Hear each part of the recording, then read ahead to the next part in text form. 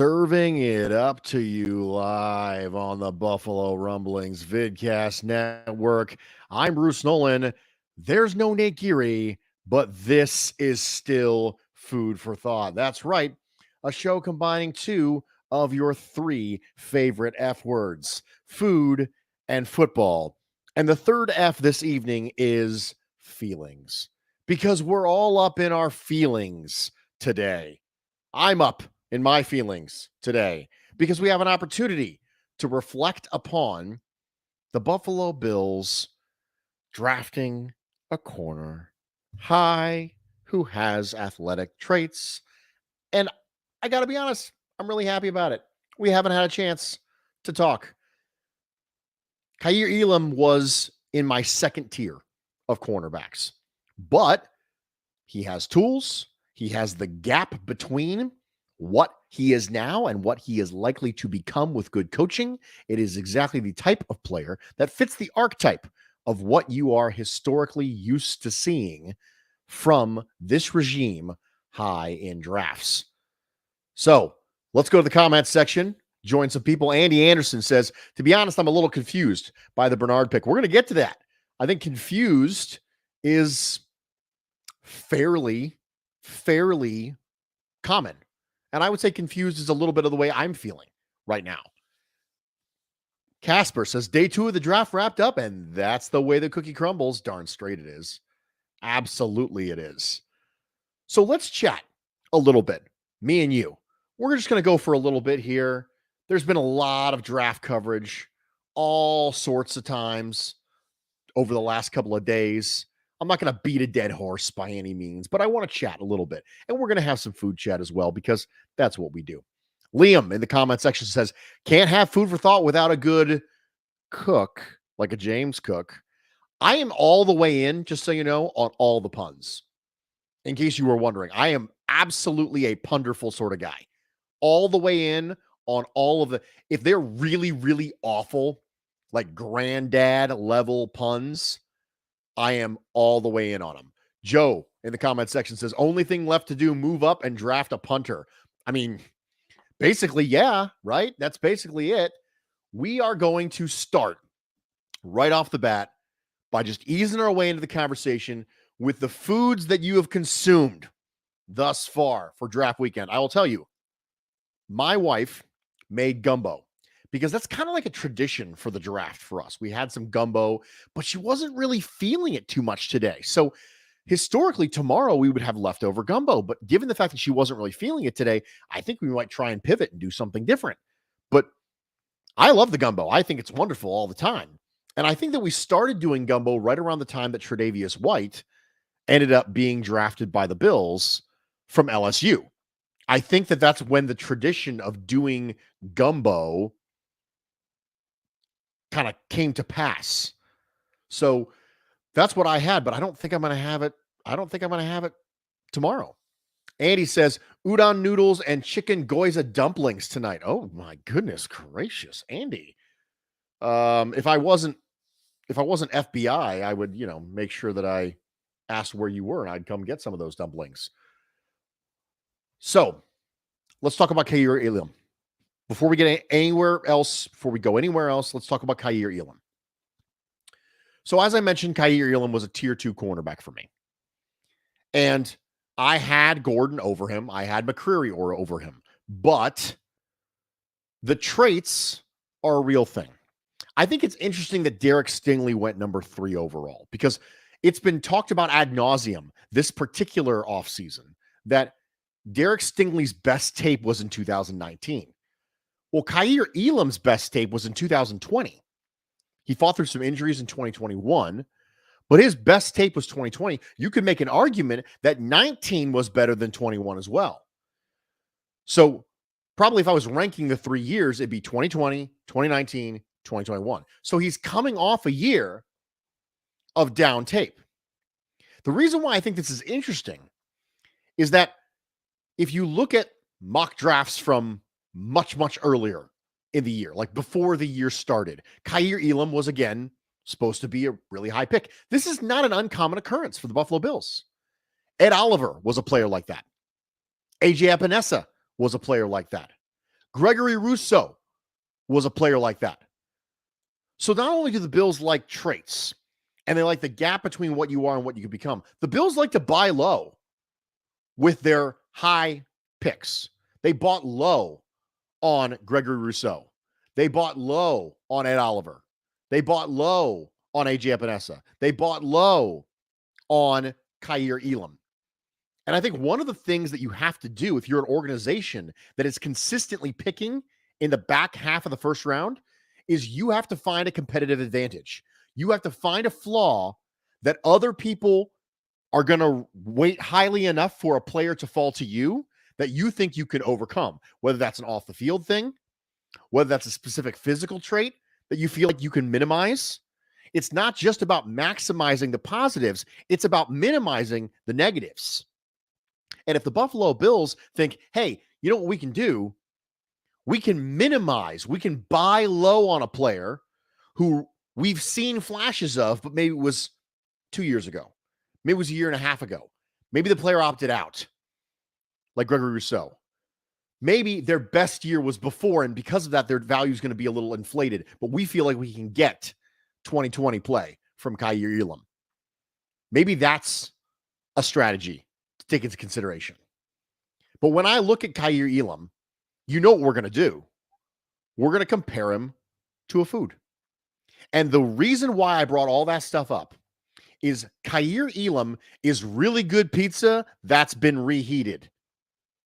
That's Kaiir Elam. He is my draft food metaphor for this evening. And it's really good pizza that's been reheated. You know what the pizza was like the last time you had it.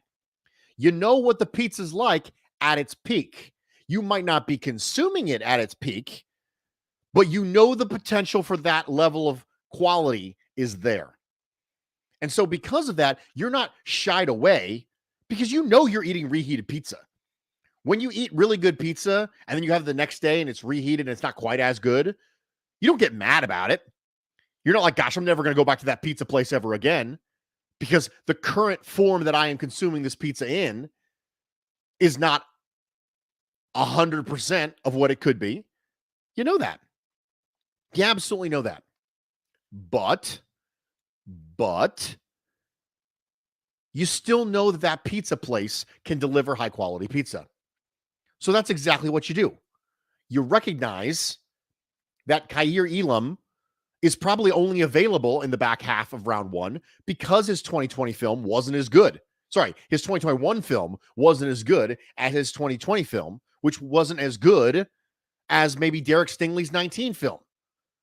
So you're drafting these players based on their peaks, but you might not be in the peak when you do it. So for me, that's why Kaiir Elam is, as a draft pick, reheated, high-quality pizza. Taylor in the comment section says he had a sous vide prime strip, 122 for 145, then finished in a skillet. That's what I'm talking about. Reverse sear, Taylor. It's the way. You know. This is the way. Buff on Wex says pizza could be even better round two if it's warmed up on a pizza stove. Oh, man, I can't get there. Guys, I can't get there. I know that people speak highly of certain methods of reheating pizza. And I've had good reheated pizza. I'm an air fryer reheated pizza guy, just so you know. But it's still not the same as the first cook. It's just never going to be the same as the first cook. I just can't get behind this idea that reheated pizza is actually better. And I've heard people say this before. It's not an uncommon thing. I just can't get behind it. Alex Spencer says, I had college dining food on purpose. You had it on purpose, Alex? Could you not get them to stop force feeding you that? Karen says that her pizza today was reheated. Well, and you know exactly what I'm talking about. So, the food simile for this evening is about day 2 of the draft. How did day 2 make me feel? So, day 2, with Terrell Bernard, linebacker from Baylor, and James Cook, running back from Georgia, it made me feel like I really just needed to eat something. And I had something, and I pulled through a drive-thru, and I had something reasonable. And then when I was done with it, I was like, I mean, all right, I did it. I don't really understand why I did that. I think I was impulsive because I was hungry. But I mean, I got food, I got fed. That's the way I feel after today's pick. On James Cook, I go, yeah, okay, sure. I get it. If you're going to take a player in the second round as a running back, I would prefer they be a workhorse. And I don't know if that's necessarily what James Cook is going to be for this team. So I'd like to take a running back in the second round that you can force feed, 12 to 15 touches to. But if you look at him like a James White type of player, probably not worth a second round pick. If you think he's Alvin Kamara, then sure. But I don't think he's Alvin Kamara. Alvin Kamara has elite contact balance, and James Cook doesn't. But he's a weapon.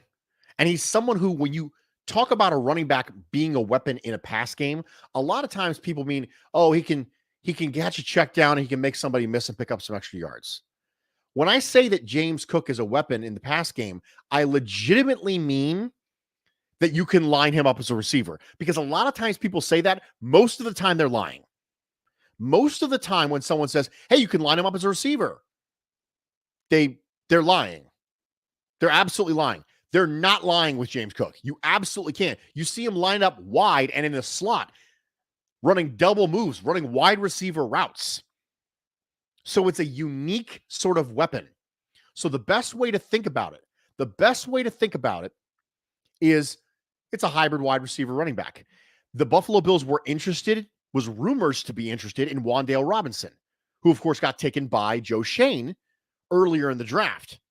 If the Bills were actually looking for this hybrid wide receiver running back, it would seem to make sense that James Cook would be that guy. And it would also make sense that they would have been interested in Wan'Dale Robinson. But of course, Joe Schoen, who used to work for the Buffalo Bills, knew that they were interested in Wan'Dale Robinson, picked him up ahead of time to go get his own dude. And the Bills said, well, fine, we'll just trade back twice. We'll get James Cook.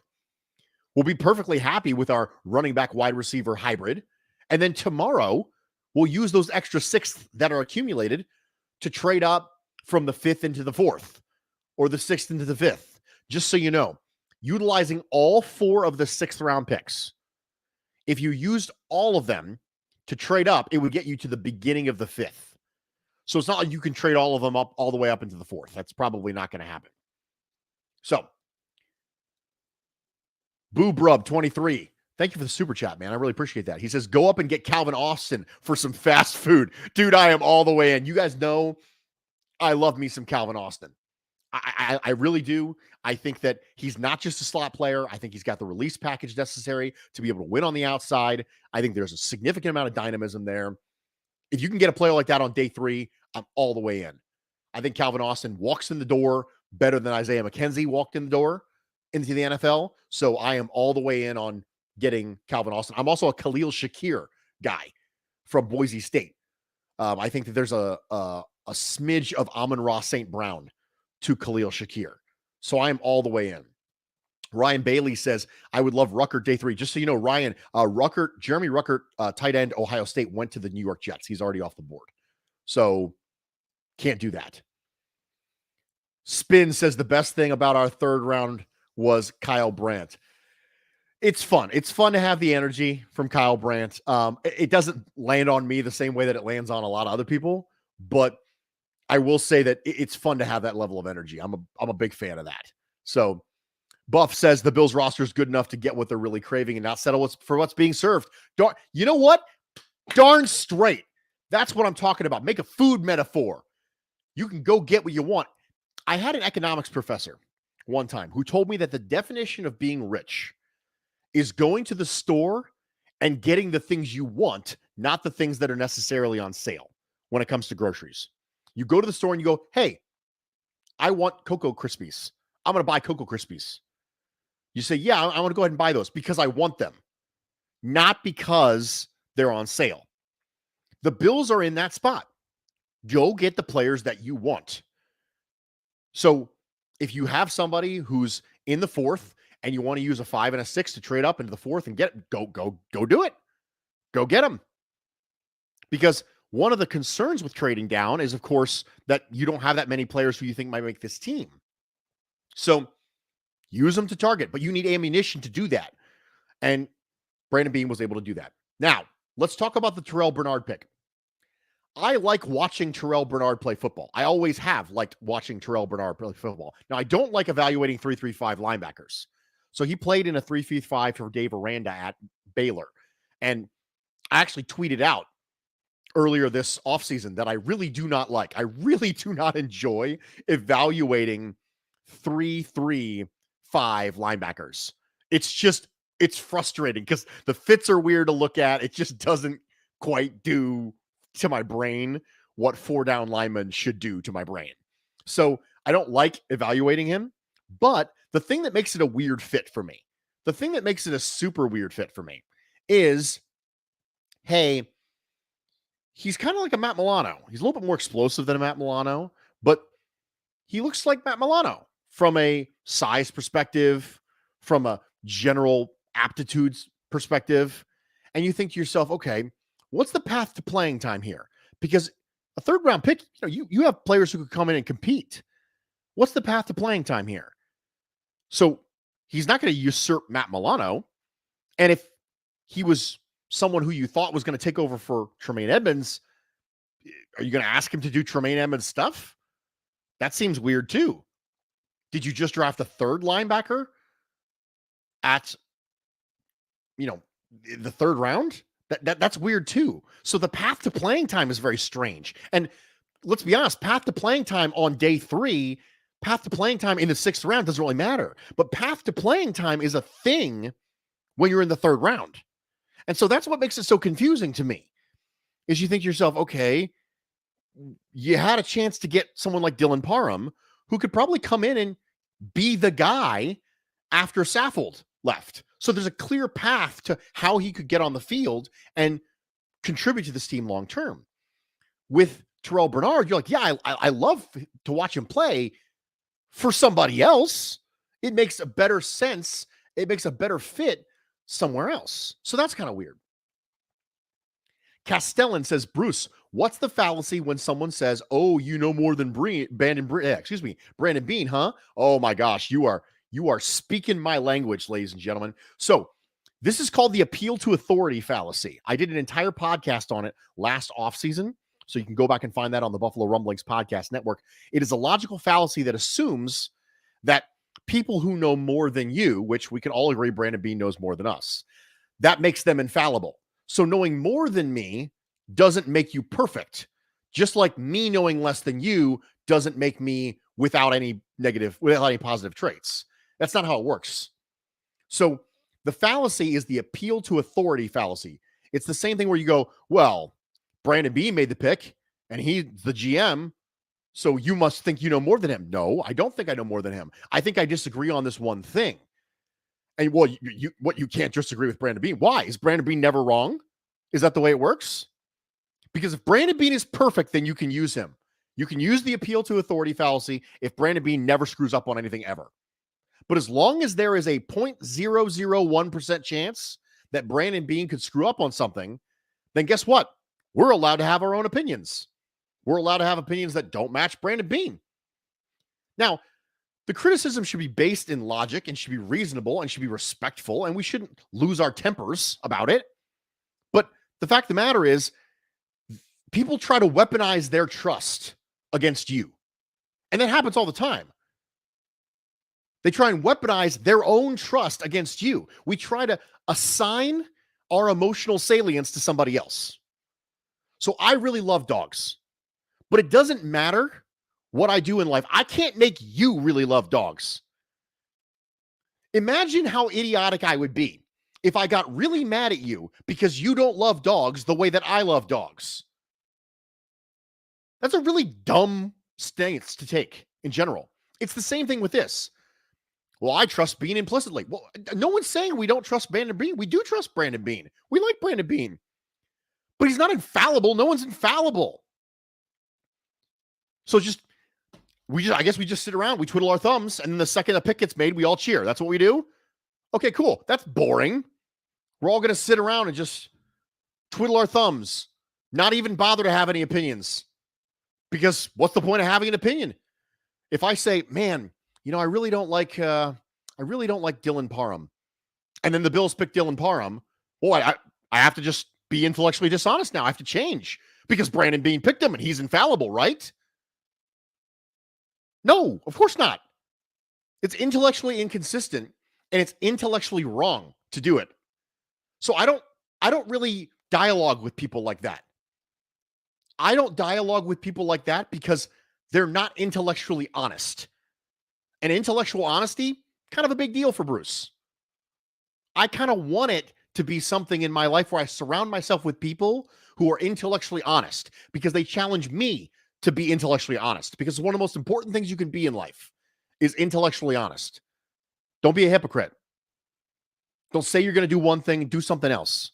Don't say you believe in one thing and then act a different way and then try and backtrack. But that's the way it works. So I don't really dialogue with, you think you know more than the team, people? Because I know if my criticism is reasonable, I know if it's based in logic, and I'm completely willing to admit when I've screwed up. So is Brandon Beane. Brandon Beane is absolutely someone who admits when he screws up. We didn't really do this right. We should have done this. I should have gotten Derek Anderson a little bit sooner. I should have gotten that quarterback room a little bit more fortified for Josh Allen. So he's allowed to make a mistake. But if I were the one to say that he made it, then I'm wrong because I think I know more than the team. But he said he made it. So he's allowed to say he made it, but I'm not allowed to say he made it. So you know what? If you're one of those people out there who is disappointed by the pick that the Buffalo Bills made in the third round, go at it. I'm not going to sit here and beat you over the head with my own trust of my own team and try and invalidate everything that you're feeling. I'm not going to do that. And you probably shouldn't have people in your life who are going to have you do that. Andy says, I trust Beane, but I think he made a mistake at 89. Okay. Absolutely. Those things can coexist. Those things can coexist. Rob says, what advice do you have for someone who's not a dog person, whose significant other requires a dog in the near future? Oh, the best thing I can tell you is try to learn to become a dog person. Dogs are a miracle. Dogs are absolutely a symbol of pure grace wrapped up in an organism. I am a massive dog person, but spend some time with dog. Spend some time with dogs in general. See if you can possibly become a dog person. If not, maybe you can compromise with a different type of animal, unless you're just not an animal person at all, in which case, man, I don't know what to tell you. Sorry. Jeremy says, Bruce, as to anti-authoritarian thought, you're talking to football fans in Western New York, not exactly the most nuanced folks. Hey, listen, this is how I feel about football fans in Bills Mafia. They have embraced me. They have shown me grace. They have allowed me to be myself and accepted me for that. My level of respect and reverence for the group of people who have accepted me and brought me into their own absolutely knows no bounds. You cannot convince me that the people who listen to my show and interact with me are not some of the best people I know. You can't, because they put up with me. So as far as I'm concerned, they're far more infallible than any football team will ever be because they put up with me. Now, we are going to move along because we have an email to get to. I know it's weird. We actually have an email that we're going to actually get to. And we don't usually get to emails on this show because we usually have guests that we have to deal with. We have interviews that we have to deal with. There are other things at play that stop us from being able to do what we want to do. Now, Andy says that the third F in Food for Thought stands for feelings. Now, which I said, yes, it stands for feelings because I'm probably all up in them. Now, let's talk about feelings when it comes to, let's expand a little bit on Andy's email here. The feelings that I had when the Buffalo Bills selected Kaiir Elam was a little bit about isolating the variable. Someone mentioned this in the comment section earlier today, and I can't find it. But isolating the variable was a very common phrase when we were evaluating Josh Allen. You wanted to surround him with talent so that you could isolate the variable. You could know if it was him. You see all these NFL teams, aside from the Bears, trying to do it with their young quarterback, where they want to surround him with enough talent that if he fails, they know it was him. This is a very similar way to the way that I feel about drafting Kaiir Elam. The Buffalo Bills have run a very simple coverage scheme for a lot of Sean McDermott's tenure. And it's easy to say that the reason they did that is because they didn't have the corners to do anything different. Now they do. We're isolating the variable with Sean McDermott, and we're isolating the variable with Leslie Frazier. So absolutely, 100%, the way I feel about this is very similar to the way I felt about signing John Brown and Cole Beasley and remaking the offensive line and then going out and acquiring Stephon Diggs. Because you're isolating the variable. You're just doing it with coaches instead of with players. Castellan says, my favorite thing about drafting Kaiir Elam was how many people instantly congratulated Bruce on Twitter. I'll level with you. It was one of my favorite moments being on social media in my entire life. Because it just, I'm not going to get emotional. It's not going to be a thing. But it just shows you how many people out there actually care about you. Even if it's just a little bit. You know, the fact that you take a couple moments out of your day and you tweet at me and you tell me that you're happy for me because we all have this inside joke now together, you know? We all have this as a group, we have this inside joke about being part of something when it comes to CB2. And it's funny. It absolutely is. But it's also kind of sweet. And it feels like you're part of something. And as a guy who does not have, admittedly, I've said this before, I do not have a large friend circle. It is kind of neat to be a part of that. And it is kind of neat to have people out there who are part of this. Andy says, for what it's worth, I kind of wrote off Bill's fandom social networks prior to discovering the Nick and Nolan show. I started listening to Bruce and he convinced me I should find every Bills game out of market and watch them. I am glad, Andy. I am really glad. Josh says, I would love to have been a fly on the wall in the draft room when Alex Pierce, Sky Moore, and George Pickens went off the board in 3 straight picks. I agree with you, Josh. I absolutely do agree with you. I 100% believe that the Bills trading back was predicated by the fact that Pierce, Moore, Pickens, and Wan'Dale Robinson were all gone. And that's why they said, well, we'll just trade back, and we'll take our pass weapon out of the backfield instead of our pass wide receiver out wide. We'll just take that weapon later on, and then we'll try and move up if there's a receiver we really like in round 4 using the 6s that we acquired. So yeah, I absolutely agree with that concept, 100%. Ladies and gentlemen, we're going to finish this off with winners and losers from the draft so far.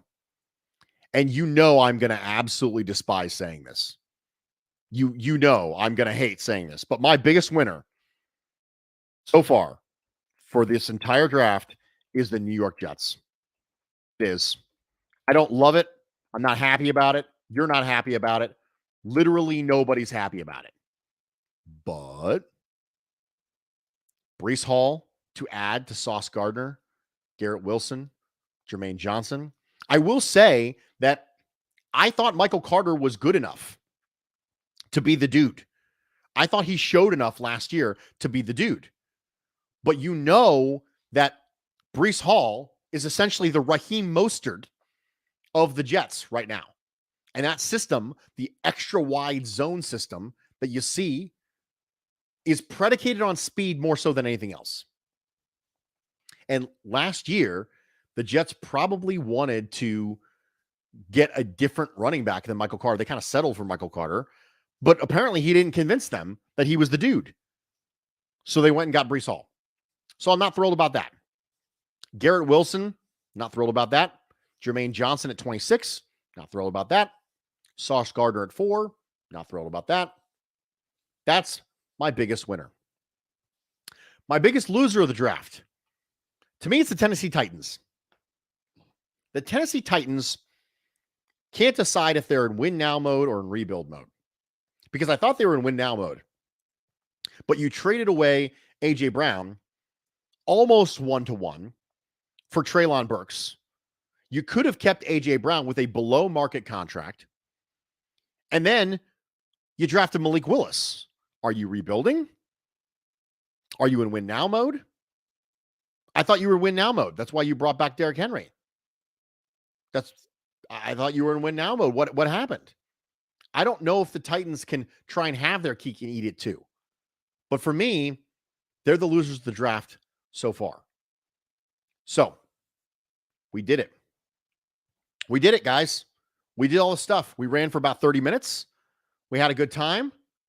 Thank you all for joining me. I appreciate it. I got a bunch of people in here late. It's after midnight. My voice is failing me after midnight because, of course, I've been talking to my wife all day about the NFL draft. My voice is beginning to fail me again, which is wonderful because it feels like that's happened quite a bit. And it's after midnight. It's Saturday morning now. It's 12:02. Thank you for being here. Thank you for joining me. I hope you enjoyed it. Hope you had a fun time. I hope you're liking the way this draft's going so far for the Buffalo Bills. And I hope you didn't leave hungry.